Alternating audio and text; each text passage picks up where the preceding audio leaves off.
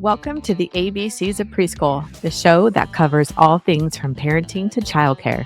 And we're going to get real about how not just to survive, but thrive in the early years. I'm your host, Miss Amber. I'm a mom of 5 and early childhood expert with over 25 years in the industry. Whether you're a parent, an educator, or just curious about early childhood education, this podcast is for you. Each week, we're going to dive into what life looks like raising little ones with special guests, industry experts, and personal stories that will leave you inspired and empowered.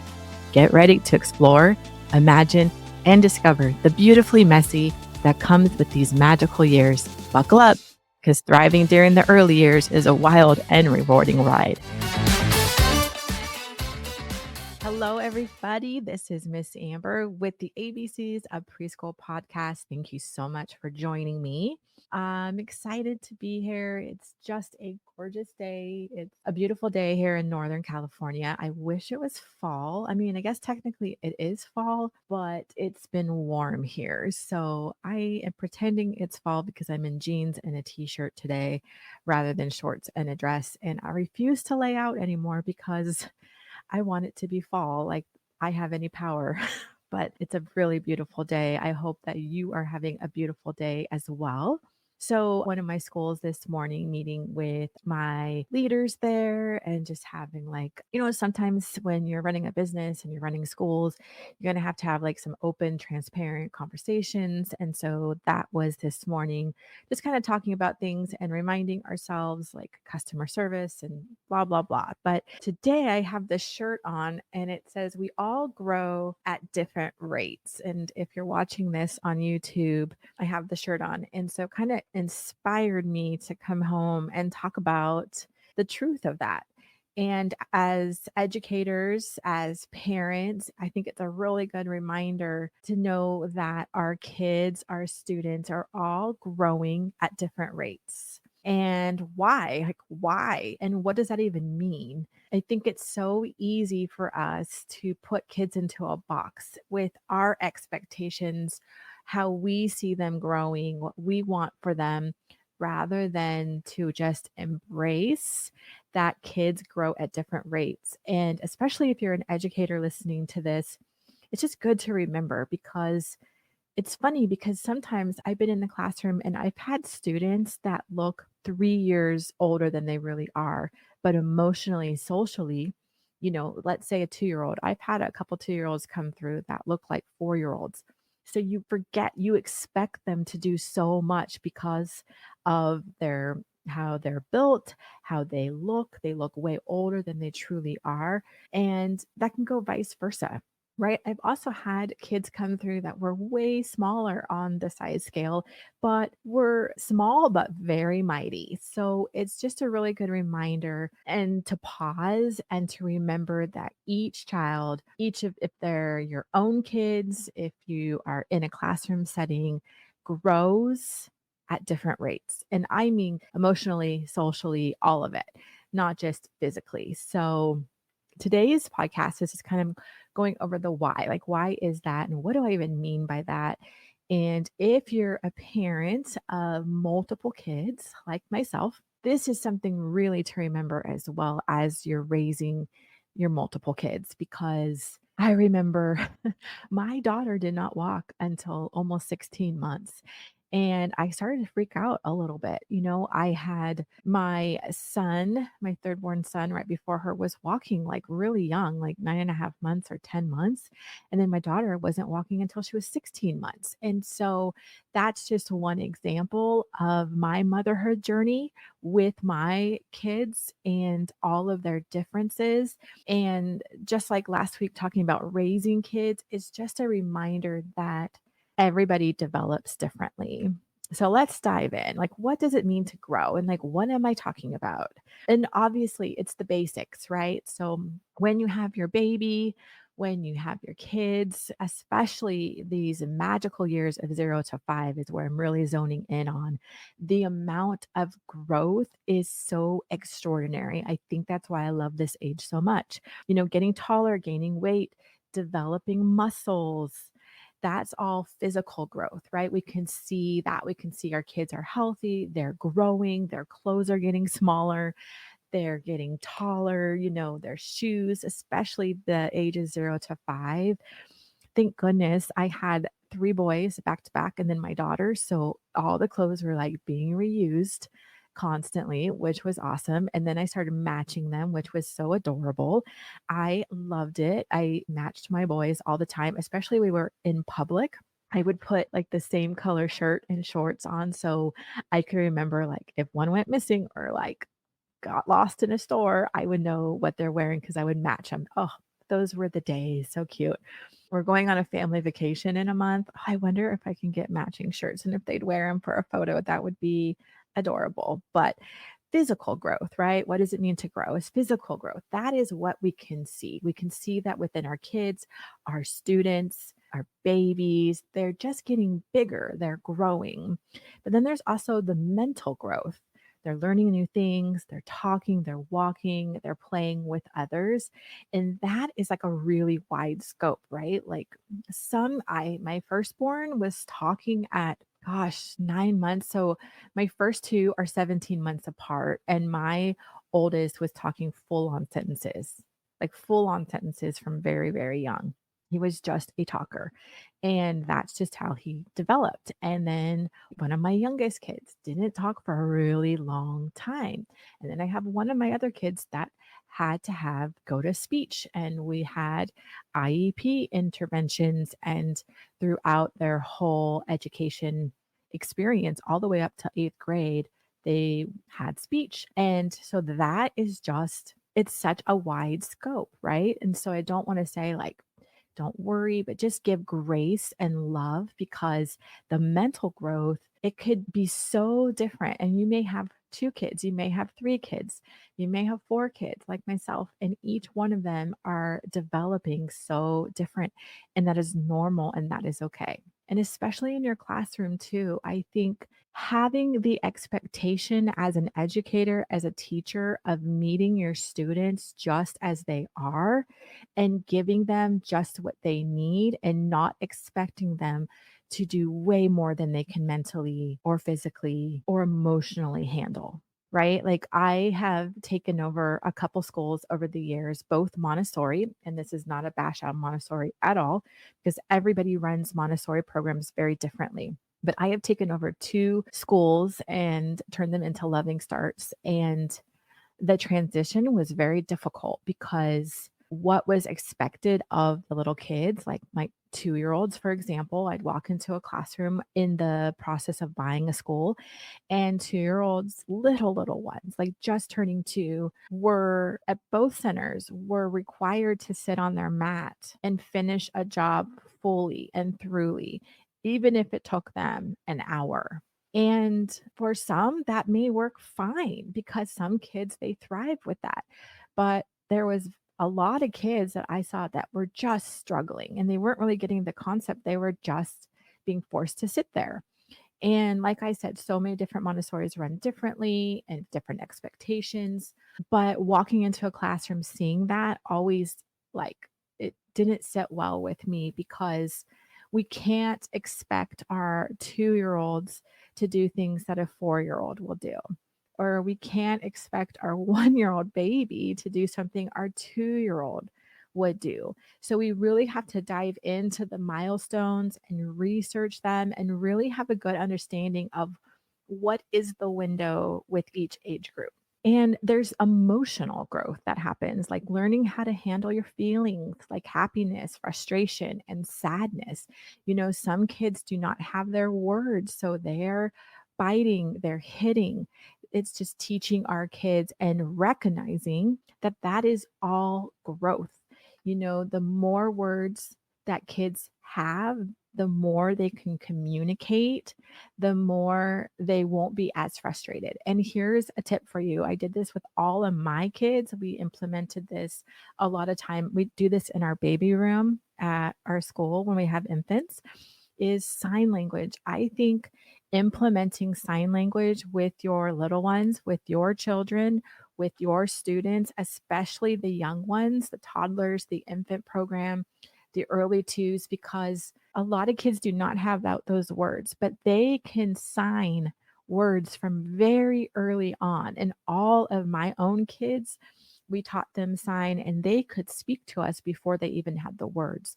And I think it is an amazing thing to do to help them with their emotional growth, with their feelings, because if they can express it and have a way to state their needs before they even have words, like signing like food please, or more if they want more of something, or all done, it's a powerful tool to have really happy kids. And so why do kids grow at different rates? Just like we grow at different rates, like learning a new job, right? Like it may take my friend like 3 easy steps to learn a whole new skill, right? Like I just had to learn recently how to even podcast with all the equipment, with the software, with the microphone. I mean, I felt like I was going nuts. So it took me weeks to figure it out. Where someone else, they could just come in and they're tech savvy, they could whip it all together. And for me, I needed a coach, I needed someone to help me because I was not getting it. And so that's the same with kids, right? And that's why they need the grace, is that all kids grow, learn, develop at different rates, just as us adults learn things at different rates and do things differently. So there's genetics, right? Kids get traits from their parents, like height and body shape. That is like, you can do nothing about it. Genetics are genetics, right? So as kids grow, they're going to grow with the genetics they have. You know, some kids are smaller. So, like my daughter. So, my boys are really tall.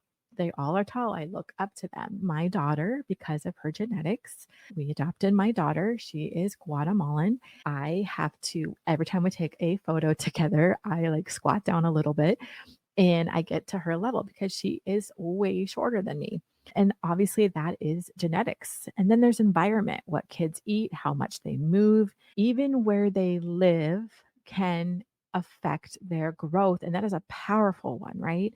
If kids do not get the nutrition they need, it could halt their growth, their environment with their food, if they're not moving, if they're not walking, if they're not exercising. Like we all know this, but sometimes it's a good reminder. Even if you're teaching in a classroom, we should be running on the playground. If you are providing food for your kids in your home daycare or your school, it should be healthy food. It should be food that is nutritious and gives them, helps them grow mentally, physically, all of it, right? Kids don't have a choice. Kids are little, they have no choices. It's up to the adults in their world, in their life, to take care of them fully. And that is monitoring what goes in their mouths, walking, taking walks with them, letting them play at playgrounds, like getting the exercise. They need all of this so they can grow at a healthy rate. And health, some kids may grow slower or faster depending on their health. And it's so important for regular checkups, right? Like if you have little ones, it's like all your doctors are like always doing you go in for your well checks. It's so important to go into those well checks because you want to make sure your child, your baby is growing at a nice, healthy, steady pace. And individual differences, there's no two kids that are the same. It's just like flowers bloom earlier than others, and kids grow at their own pace. And we should celebrate that. We really should celebrate that. And if kids are in an environment where they're feeling so much pressure to keep up at such a young age, I mean, imagine their future 10 years down the road and the anxiety that they're going to have. But then imagine if they're growing up in an environment in your home, if you're the parent or if a classroom, that you're loving on them and celebrating them just as they are, and you're recognizing their growth and you're giving them and you're challenging them with just the right amount of challenge so they can shine. So, what do we expect at different ages, right? So, like I said, my 4 kids all developed very differently. And babies, let's talk babies, 0 to 12 months. Babies usually double their birth weight in the first 6 months to triple it by the end of the first year. Now, if you're like me, my oldest, my first came out at 10 pounds, 2 freaking ounces, came out of me in the normal fashion. He was gigantic, and I remember when he came out, the nurse was saying, "Big baby, big baby, big baby," yelling it, and he was a big baby. And the funny thing is that he just grew into his body, and he today is, like, very thin and very tall, but I guess I was 2 weeks late in many ways. So babies usually double their birth weight in the first 6 months and triple it by the end of the first year. That's incredible, right? That's why these ages from 0 to 5 are so magical. From 1 to 2 years, kids start walking, talking, and become more independent. But some may walk at 12 months, some may. My little nephew, oh my goodness, he was walking at like 9 months old, and he is a smaller built child. He's a cutie patootie. He's just built really small. So imagine it's like this little tiny baby walking. And he was so little, but he also had like 4 brothers and, older brothers and sisters. And so I always feel like the youngest is like racing to catch up to the older one. So 1 to 2 years, kids start walking, talking, and become more independent, but some might walk at 12 months, others at 18 months. Both are normal, just like my daughter started walking at 16 months. And I remember my doctor was like, "It's normal. We're not worried yet." I was like, "Okay." Because I would have her little hands and I'd practice walking with her, and she just would not walk until she wanted to walk. And all of it is normal. And we just need to love our kids, be there for them, and support them. From 3 to 5 years, kids can start talking in full sentences and might begin preschool, my favorite. Some may be taller, while some may be smaller. And remember, all is healthy. Some kids talk from very early on, and some kids don't really start talking until they get into preschool when they're around a lot of kids. And that is where a huge amount of growth happens, is when your little ones go to preschool and they see other kids going to use the potty, so they want to use the potty. And then some of those kids that have not had a lot of speech development yet start really developing their speech and start talking in full sentences. Supporting the growth in early childhood is nutrition. We kind of talked about it. It really is important to feed our kids really healthy foods like fruit and vegetables and proteins. We really want our kids to grow strong, their bones. Like, it's such a huge growing years that we really need to take it seriously. And we're building the foundation for their whole life.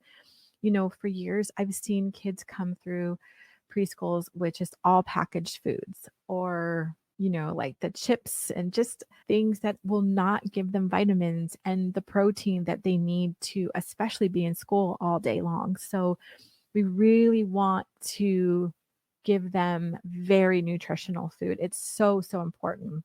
Exercise is really important too. And again, we're laying the foundation for the rest of their life.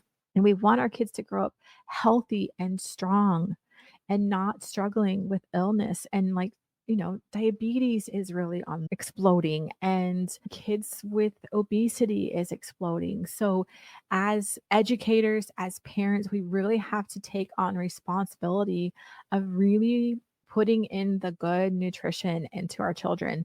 And exercise, playing outside, running, moving around, all helps and promotes and builds muscles and bones.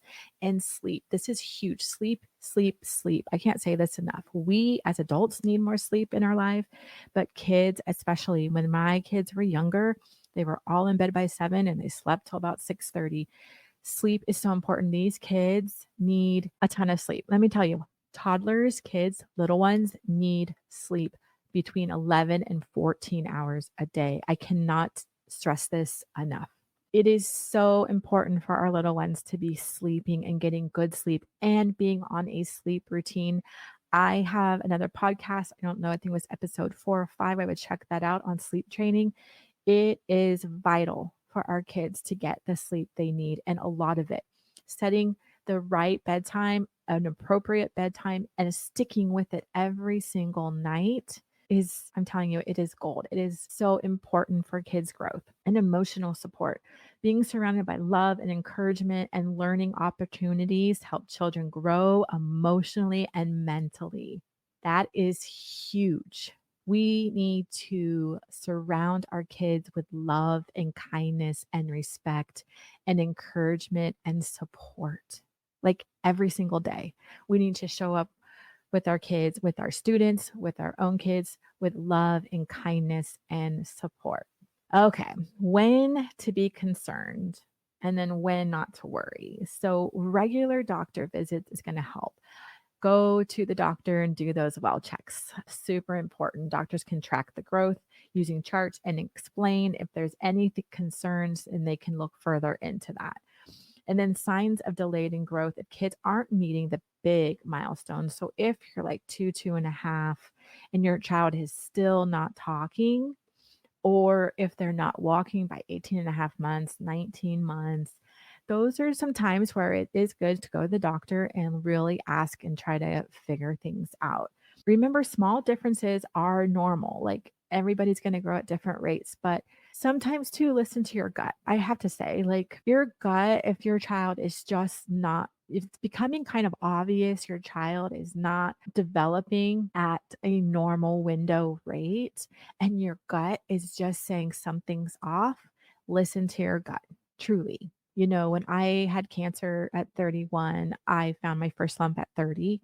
And I just knew, like something in me just knew, as many times I went to the doctor, as many times as I was like, you're fine, negative ultrasound, everything. I still just felt in my intuition and in my gut something wasn't right. If that is you, listen to your intuition and seek for answers. And if truly we are our own health advocates, and you are definitely, if you're a parent of little ones, you are their advocate. So if you feel like something is not right, or if you're an educator, our job as educators, we are not doctors. We cannot diagnose anything. But if you're seeing or have some concerns, like I've seen concerns with speech development, or sometimes you know that maybe kids might be on the spectrum. And I usually just say, hey, I think you should contact your school district for just to go and get an evaluation, or go talk to your doctor and just to play it safe. I've said those kind of things, but we are not here to diagnose. There's no way I can diagnose anything, but just be very careful with that if you're an educator. So as we close, I just wanted to share this gentle reminder that every child grows at their own pace, and it's so important to support them with love, good food, playtime, and rest, like a lot of rest. And enjoy it. Enjoy all the milestones. Your child will get there. You know, they're going to roll over when they're going to roll over. They're going to sit when they're going to sit. They're going to walk when they're going to walk. They're going to talk when they're going to talk. Enjoy all of it, because guess what? In a blink of an eye, you're going to be looking up to them, and you're going to be sitting. I had this conversation with my daughter last night, and I said, yeah, it's such a weird spot to be. And I am now just an observer with my bowl of popcorn, and I am watching the show as my kids are now adults. And there's nothing else I can do. They are living their own life. They are on their own journey. And I'm here to watch, to support, and to love them. But I have no say anymore. The time is over. And enjoy these moments, enjoy the growth, and embrace the different rates, because they're each individual human beings. So I hope you all have a great week. Thanks for listening. Visit me at the Loving Start Way, and I will be back next week.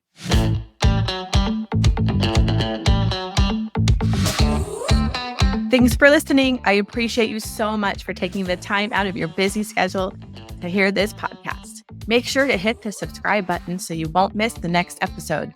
For more information on how to work with me, Miss Amber, visit me at thelovingstartway.com or follow me on Insta at thelovingstartway.